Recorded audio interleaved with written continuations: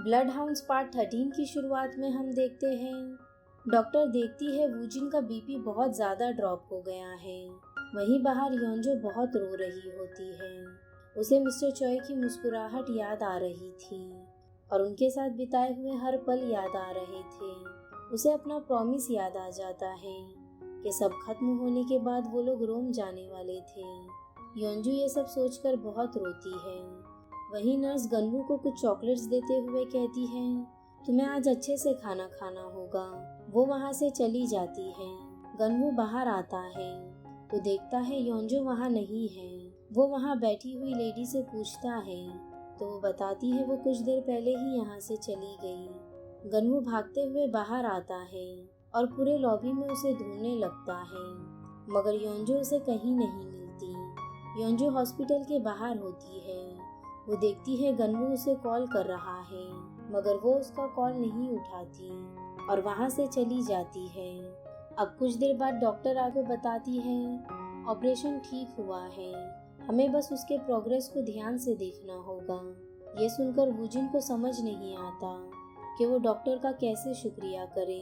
वो बहुत रोने लगता है और डॉक्टर को थैंक्स कहता है। इस हादसे को बहुत वक्त बीत जाता है और हमें एक छोटा सा गांव दिखाया जाता है। वूजिन और गन्वू एक रूम में सोए होते हैं। अलार्म बजने से पहले ही गन्वू उठ जाता है। वो रेडी होने लगता है। तभी अलार्म बजता है और वूजिन भी उठ जाता है। वो दोनों रेडी होकर बाहर आते हैं और जॉगिंग करने चले जाते हैं। वो शहर का चक्कर मारते हैं। उन्हें जॉगिंग करते हुए पूरी सुबह हो जाती है। फिर घर आकर वो अपने बनाए हुए जिम में वर्कआउट करते हैं। उन दोनों की बॉडी अब बहुत अच्छी हो गई थी और वूजिन भी पूरी तरह ठीक हो गया था। वो दोनों वर्कआउट कर ही रहे होते हैं तभी मिस्टर ओ वहाँ आते हैं। वो दोनों उन्हें गुड मॉर्निंग कहते हैं, मगर मिस्टर ओ कोई जवाब नहीं देते और वहाँ से चले जाते हैं। फिर वो दोनों टायर के ऊपर बॉक्सिंग प्रैक्टिस करने लगते हैं। अंदर से मिस्टर ओ उन्हें देखकर खुश हो रहे होते हैं। वो दोनों की स्किल्स अब बहुत अच्छी हो गई थी। तभी मिस्टर ओ उन दोनों को बात करने के लिए अंदर बुलाते हैं। वो कहते हैं मैंने तुम्हें मना किया था, अगर वापस वहाँ गए तो मारे जाओगे। तुम लोग मेरी बात सुनते क्यों नहीं हो। तभी गन्वू कहता है हमें पूरा विश्वास है कि हम इस बार किम को हरा सकते हैं और हम ज़रूर कामयाब होंगे। मिस्टर ओ कहते हैं दोयंग और मिस्टर जैंग दोनों मारे जा चुके हैं, तुम दोनों क्या कर लोगे। गन्वू कहता है हम वही करेंगे जो मिस्टर चॉय ने हमें सिखाया था। उन्होंने कहा था अगर हम उन लोगों को इकट्ठा करके उसका सामना करें जिनके करीबी को उसने मारा है तो हम ज़रूर जीत सकते हैं। मैं और वूजिन उनके पास जाएंगे तो वो लोग हमारी मदद करने के लिए ज़रूर राज़ी हो जाएंगे। हम दोनों ने बहुत ट्रेनिंग की है और हम ज़रूर उससे लड़ लेंगे। मिस्टर ओ कहता है मैं इसकी इजाज़त नहीं दूंगा। ये सुनकर वो दोनों उदास हो जाते हैं। फिर मिस्टर ओ मिस्टर चॉय के ग्रेवयार्ड पर जाता है। वहाँ उसे एक लेटर मिलता है, वो योंजू ने रखा होता है। योंजू मिस्टर ओ को बताती है मैं रोम में हूँ। बाबा के दिए हुए पैसों से मैंने यहाँ एक छोटा सा घर ले लिया है। मैंने उन्हें वादा किया था कि किम से जीतने के बाद हम सब रोम जाएंगे, मगर मैंने सब बर्बाद कर दिया। अगर मैं यहाँ रही तो मुझे उनकी याद सताती रहेगी और वो मैं बर्दाश्त नहीं कर सकती। उनकी याद में मेरे आंसू रुकते ही नहीं है। ये सब के लिए मुझे माफ़ करना। वहीं गन्वू और वूजिन ट्रेनिंग कर रहे होते हैं। तभी मिस्टर ओ वहाँ आते हैं। वो उन्हें कार की डिक्की में से एक सूटकेस दिखाते हैं। उसमें बहुत सारे पैसे होते हैं। वो कहते हैं मिस्टर चॉय के इमरजेंसी फंड के ये आखिरी पैसे हैं, अपने साथ ले जाओ। मैं अपने डर की वजह से तुम्हें और रोक नहीं सकता। वो दोनों उन्हें शुक्रिया कहते हैं और जीत कर आने का वादा करते हैं। अब अगले दिन दोनों सियोल पहुंचते हैं। मिस्टर चॉय ने उन दोनों के रहने और गाड़ी का इंतजाम कर दिया था। वहाँ वो एक बिल्डिंग में जाते हैं। अंदर से एक लड़की उन्हें पूछती है क्या हुआ। वूजिन कहता है हमें यहाँ मिस्टर ओ ने भेजा है। वो उन दोनों को अंदर बुलाती है और कहती है यहाँ 2 बेड है, दोनों कहीं भी सो जाओ। फिर वो उन दोनों को दरवाजे और गाड़ी की चाबी देती है। वो उन्हें अपना नंबर भी देती है, मगर कहती है हो सके तो मुझे फ़ोन मत करना, मैं बिजी रहूंगी और वहाँ से चली जाती है। गन्नू कहता है वो शायद उनकी पोती है। वूजिन कहता है हाँ, दोनों की हाइट भी सेम है और चश्मा भी लगाते हैं। अब फ्रेश होने के बाद वो दोनों प्लान करने बैठते हैं।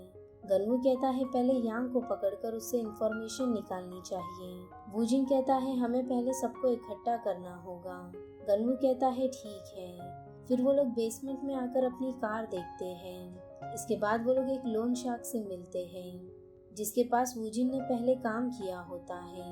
वूजिन कहता है यहाँ बहुत से लोन शार्क्स हैं जिन्हें स्माइल कैपिटल ने धोखा दिया है।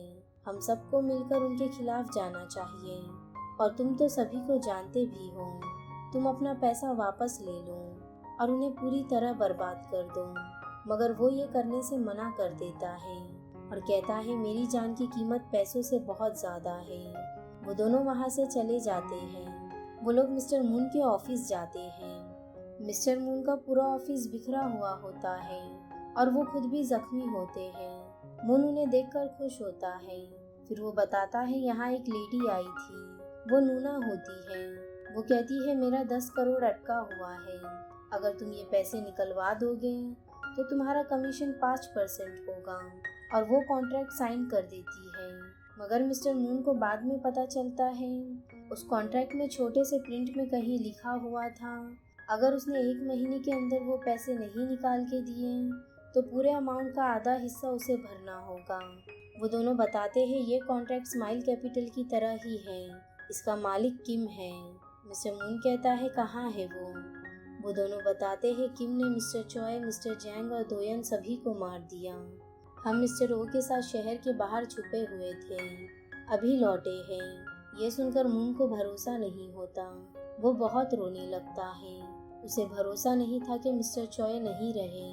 अब रात में यांग और उसके आदमी काम से वापस आ रहे थे। तभी वूजिन और गन्वू उन्हें घेर लेते हैं। वो उसके आदमियों को मारकर बांध देते हैं और यांग से जानकारी निकालने लगते हैं। वो कहता है सभी को हमारा प्लान पता चल गया था, इसलिए अभी हम अपाइजो की फैसिलिटी में जाकर उनका आईडी चुराते हैं। यांग बहुत डरा हुआ होता है। वो कहता है मैं सब बता दूंगा, बस मुझे मारना मत। कुछ टाइम पहले किसी बेवकूफ ने मेरे दोनों पैरों की नसों को काट दिया था। 4 महीने तक मैं हॉस्पिटल में था। वूजिन कहता है मेरा भाई है वो। यांग कहता है वो तो मेरी ही गलती थी, मेरे जैसे आदमी के साथ ऐसा ही होना चाहिए। फिर वो कसिनो के बारे में पूछता है।